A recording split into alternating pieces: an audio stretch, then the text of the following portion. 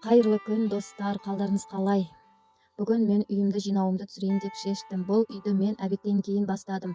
Себебі азанмен тұрып, қалаға іс тапсыруға барып келдім. Үйге келіп, шайымды ішіп, қызымды еміздіріп, базарға шықтым. Базардың тірлігін бітіргеннен кейін өзімнің анамның үйіне бардым. Ол үйден келе салып, осы үйді жинауға кірістім. Сағат уже 2-ден асқан болатын. Қой құрсын, сағат 2-ден асқан болса да тұрайын, мына шашылып жатқан үйімді жинайын дедім да, музыканы бақыртып қойып, рахаттанып тұрып үй жинап бастадым. Үйде бала-шағамен отқан әйел адамдардың тірлігі көзге көрінбейді. Қанша айналып келіп бір тірлікті істей берсең, шаршап кетесің. Соны айтсаң, ой, азаннан кешке дейін не істейсің, осы үйде жатып деп әңгіме айтатындар болады. Негізі бар, ондай естіп жатырмыз, бірақ Құдайға шүкір, менің жігітім ондай әңгіме айтып көрмеген. Негізі сол әйел адамның тірлігі кешке дейін жыбыр-қыбырлап жүрсе де көзге көрінбейді.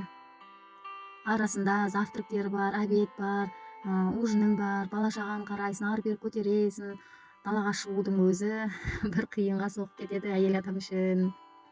Осындай кезде қасындағы күйеуің саған поддержка беріп, жұмыстан шаршап келсе де бала-шағаны қарай тұруға тамағыңды салып бергенше, мысалы, дайындап болғанша бала-шағаны қарай тұрғанның өзі бізге үлкен көмек.